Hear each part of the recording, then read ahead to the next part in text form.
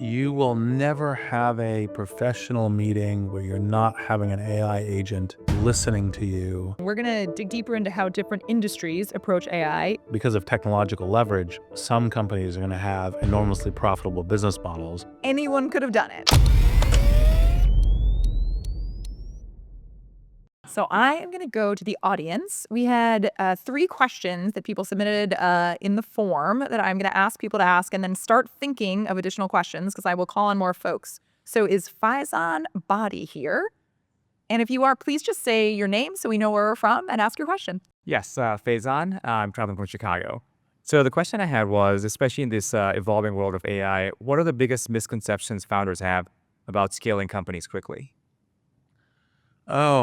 It's interesting. The usual general misconception is that scaling is just a straightforward game that's just kind of like the next step. Like once you establish product market fit, scaling is a relatively, kind of like just, hire more people, have a larger organization, reorganize. And there's a lot of things. It's one of the reasons why I actually think that the phrase product market fit is interesting and useful, but scale product market fit is what really matters, and you're projecting a scale. And what does that look like? But then the question is another kind of misconception frequently is like you've proven everything and then you just, again, add rocket fuel, go scale. Frequently, and that's part of the reason why blitz scaling is that most of the time you go, I've got a high enough probability of scale product market fit that I'm just going to go, right? And we see lots of companies like that doing that in various challenging ways. So, classics from the book are like Uber and, Airbnb and others. And so, like, for example, very early days, few people here will remember this. But like in early days, it was, oh yeah, Facebook's scaling, a whole bunch of people are using it, but is it going to be a good business? Right, was actually, in fact, and they were going, no, we'll figure out the business as we go. It'll happen. Let's go. And so actually, in fact, you will take some scaling risk. You will figure out some questions as you're going as part of it. Now, in an age of AI, maybe there's a few other ways to kind of add to that. One is, because of course the general discourse is around size of model, and the hyperscalers, there's an okay, can I get is size of model the thing that really mattered to me? And I think in a lot of businesses it won't matter. And I think in a lot of businesses you'll go, actually, in fact, now there's this interesting question about how long and what shape will open source models be provided. The reason why there's a lot of open source models right now is because there's a lot of challengers who it's the way they get into the game. But once, open source providers start realizing that they're taking their compute resources, which by the way gets more expensive as it gets larger, and they're providing them to everybody, including competitors and all the rest, I think there will be maybe we shouldn't do that, or maybe we'll try to experiment with different kind of license modeling and other kinds of things. So you can use open source models, but by the way, I think there will be tons of competitors, which means that it's kind of like the multi-model thing as a way of doing startup is a kind of a good thing, because, basically, one of the reasons why things we're seeing with, the various hyperscaler models now, it's like, oh, this one's better at this. And then 4 months later, no, this one's now better at this. And that's a pattern that's going to continue. And so you have to adjust that variability. And that will be a little bit of this question of how scale plays into what you're building, because you have to have the dynamism and being able to shift as you need. Now, obviously, we have network effects to defend your business. You can be slower at adoption. Maybe a really key one is, Apple and artificial intelligence. It's kind of, if anyone's got a good result from Apple Intelligence, I'd be curious. I haven't yet heard one. And so, but, they have such a network effect lock-in to the business. They have the time to play it and obviously amazing devices and all the rest. So anyway, so those are some reflections. Awesome. Thank you. And we're going to dig deeper into how different industries approach AI. Is Priya Murali here? Hi, that's me. I'm Priya. Oh, stand up. Hi, yes, great. Reid Aria, thanks so much for being here. From Cobalt ID, my question is for founders building in cautious, data-sensitive industries, how can founders go about earning the trust they need to access buyers' sensitive data?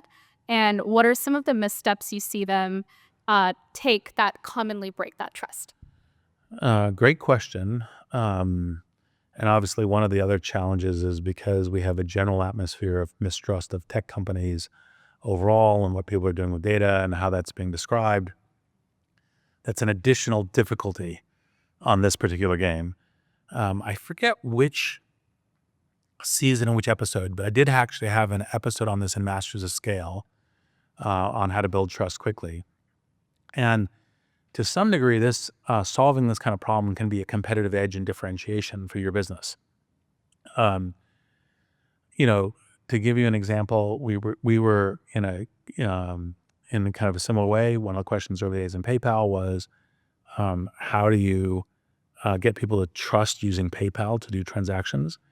And I won't name the executive that came up with the idiot idea, but the idiot idea was the buyer protection program, which was we guarantee your purchase up to $2,000 and basically with no conditions. And it was kind of classic software person who had no understanding of classic industry.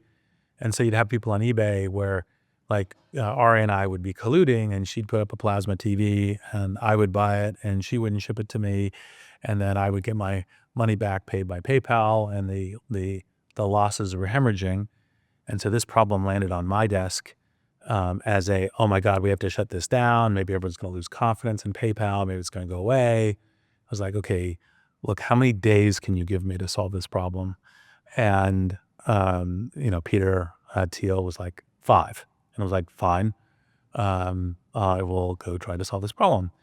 And what we came up with was, what we did is we reconstituted the PayPal buyer's protection solution. Like instead of guaranteeing you $2,000 in every situation come hell or high water, we switched to doubling the eBay insurance, which meant we still had a buyer protection program. And of course, it was on eBay, so it was fair. So if you use PayPal, you could double the insurance that you got with eBay.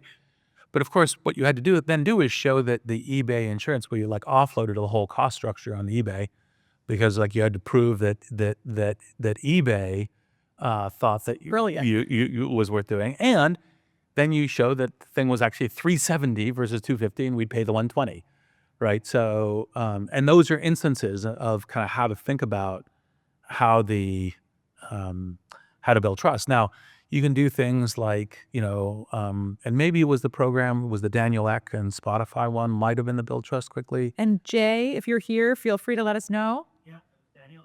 Yes, All right, that's great. Jay from Yep. Masters of Scale. It was Yep. the Daniel Ek episode. Because I was just Thank you. beginning to think about like which one that was, and it was like, okay, guaranteeing, like part of the reason Spotify could come out of Europe and not the US is because it guaranteed Denmark and the Scandinavia as an area and buying it in. So like, for example, getting insurance, Lloyd's of London, other kinds of things, there's ways of doing that. Basically, it's fundamentally to building trust quickly. It's like, again, ideation, creative, but it's what's the kind of thing that will give the relevant constituencies confidence that that you're holding yourself accountable to the failure points or worries they might have, buying something on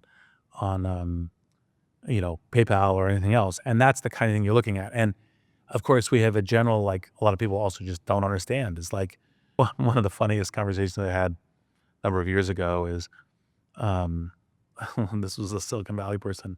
Said, what has Google given me for my data? And it was like, well, free search. So there's a lot of misconceptions. Not that I don't love everyone in the room. This is my favorite AI person in New York. Allie Miller, are you here? Hey, and Allie and I did a podcast, she has a great ideas. It was fun. Oh, good. Okay. Well, then let me put you on the spot and see if you have good ideas. Reid. No, I never do. I would like to know what signals we should be looking for and perhaps on what timeline where AI is good enough at embedding itself. This is part of the software writing, but AI embedded itself inside of business and technical processes So much so that the painfully slow human behavior of adoption and adaptation no longer matters. Great question. Not a surprise, given that you do this AI leadership on your podcast quite well over a number of things, and I will essay to try to be not dumb in my answer. What you're essentially looking for is where are there coherent loops that can move much faster that don't have organizational change or organizational hiring as part of them. So, like one of the things that I think, is part of the reason why I invested in Sierra with Britt Taylor is because I think the front end to customer service um, is more easily modularizable from how it interfaces with the rest of the company. Obviously, there is a period of connection, and there's a way that you can very quickly move it to being the front end to how you're interfacing with the company and that kind of thing. And so that's one of the reasons why I think the customer service thing is one of the places where it will like really kind of speed up what that changes. Um, One of the ones that I think will be interesting to see how it plays out, and one can play out multiple hypotheses, good, right, range from multiple startups like sales. And part of it is like, just like customer service, you could say, well, that's kind of inbound. What about outbound with sales? Of course, people might get really pissed off about being called by AI agents, might get legislation, other things, a bunch of different risks and how that plays out. Earlier things about, but that's another one where a modular function where you can get that loop going.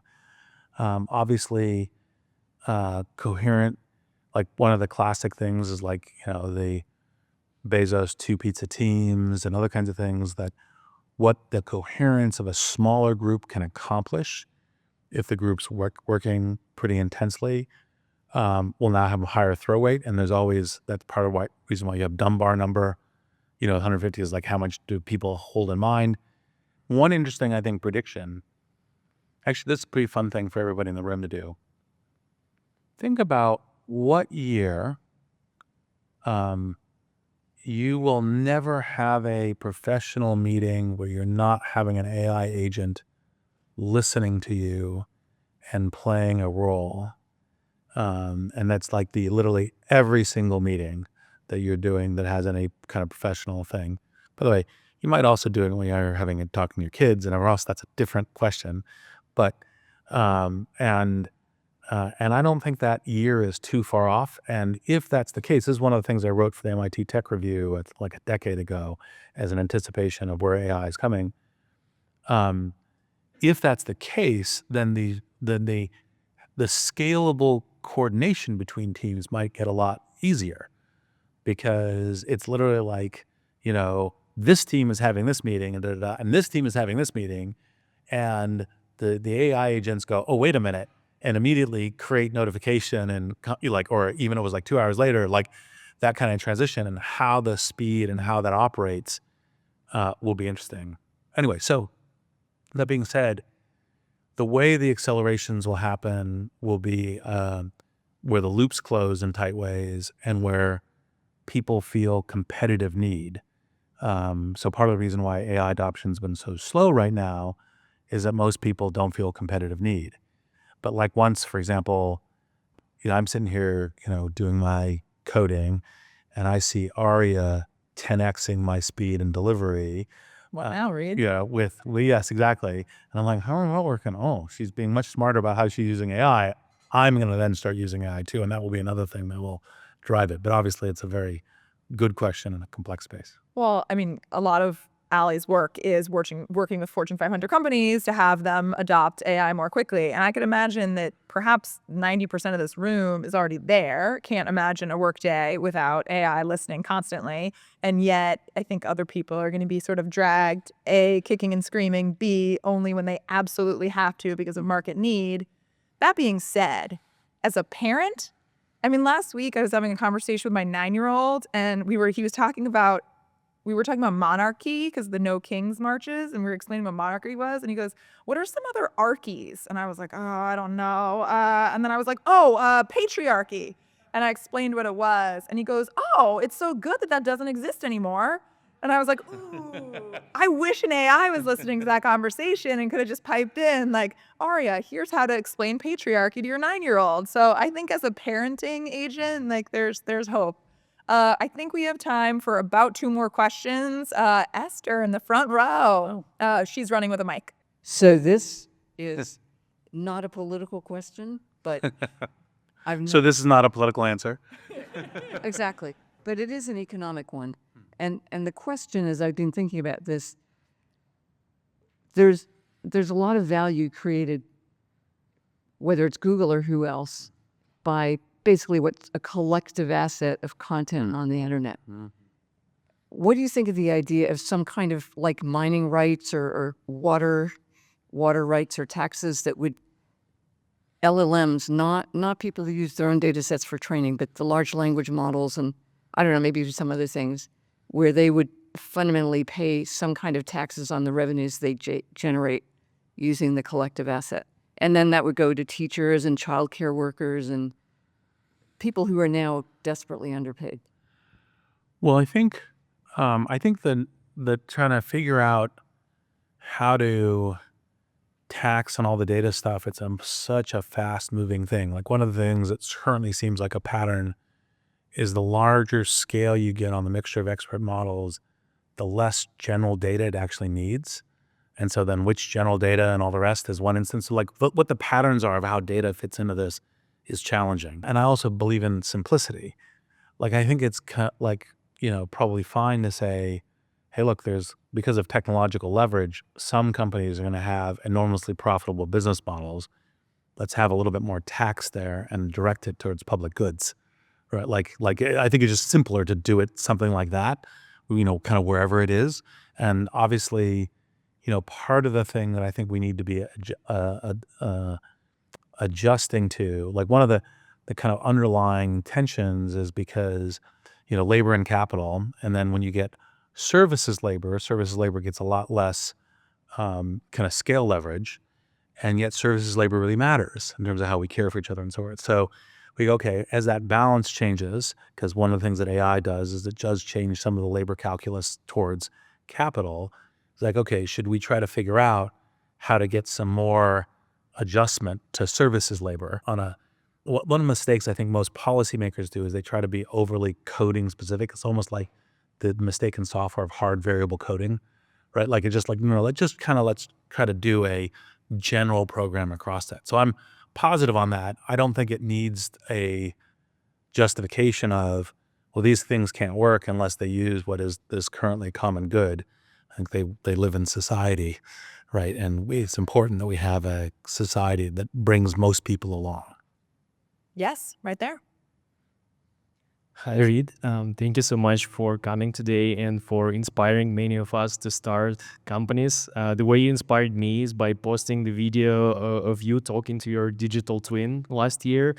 And I thought that this is so cool and this is the future of sort of AGI interface. So my question is, could you share a little bit about your experience building this digital avatar? What were your learnings? What are some of the things that could go right about this technology? And what advice you could give in terms of blitz scaling for someone building in this space and trying to compete with incumbents like Hagen and Synthesia? Thank you. Well, blitzscaling will be more specific and hard, so I'm not going to give much of a good answer there. But it's a good question to be asking. It's like, when is your probability of the set of things of scale, product, market fit, business model, et cetera, coming together can convince people to raise enough capital and go?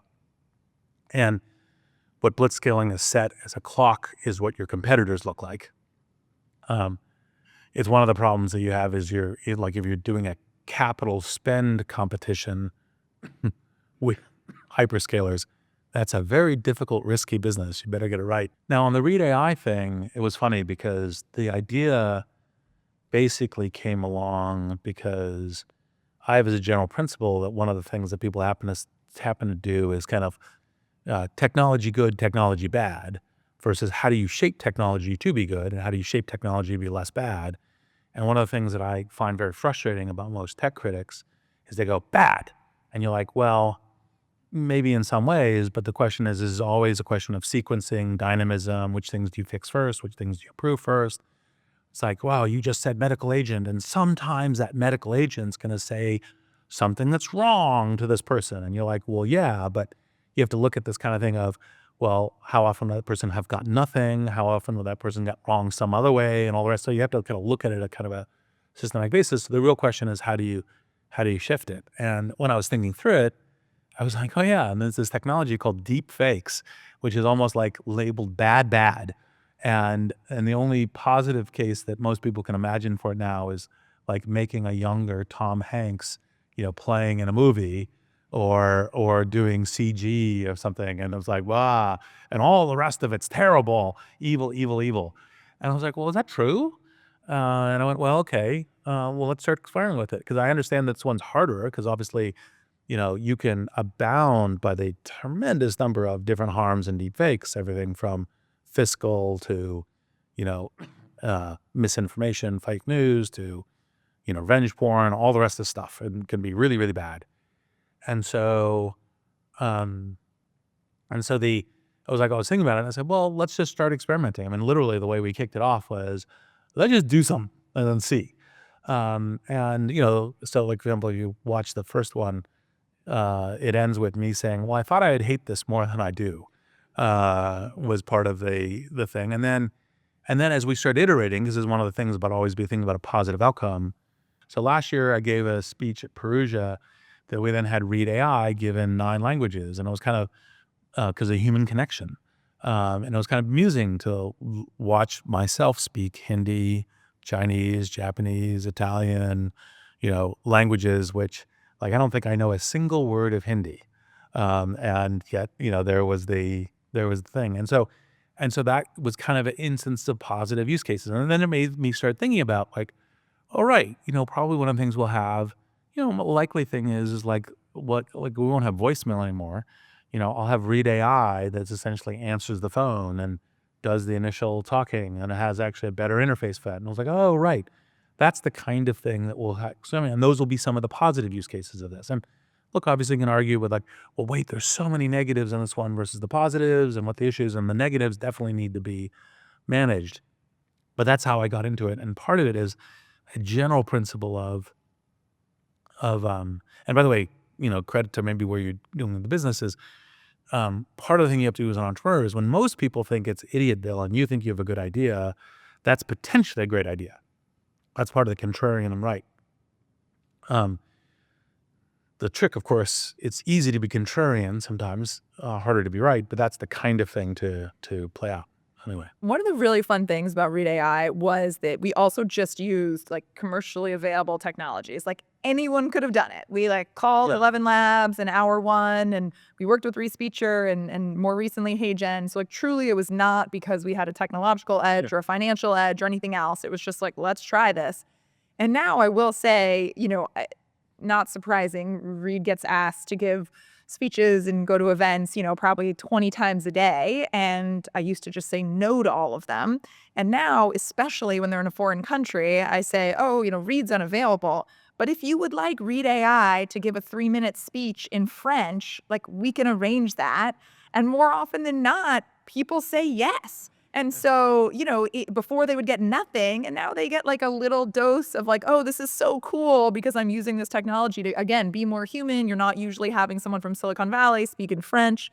So it's been really fun to see all the positive use cases. Do you have a count top of mind? Because I've kind of lost count of the number of conferences. Oh, I mean, like over 100. Yeah. Like literally Reid AI speaks way more than you do. Oh, yeah. See, it's, And now, actually, this is the best. No offense. I've gotten at least 5 emails that are like, hey, can Reid AI speak? And I'm like, hey, Reid's unavailable. And they're like, no, I said Reid AI. And I'm like, oh, okay. By the way, totally happy to be replaced in this context. You are being very much replaced. Yes. Possible is produced by Wonder Media Network. It's hosted by Ari Finger and me, Reid Hoffman. Our showrunner is Sean Young. Possible is produced by Katie Sanders, Edie Allard, Tanasi Delos, Sarah Schleid, Vanessa Handy, Aaliyah Yates, Paloma Moreno Jimenez, and Mulia Agudelo. Jenny Kaplan is our executive producer and editor. Special thanks to Surya Yalamanchili, Saida Sepieva, Ian Alice, Greg Beato, Parth Patil, and Ben Relis.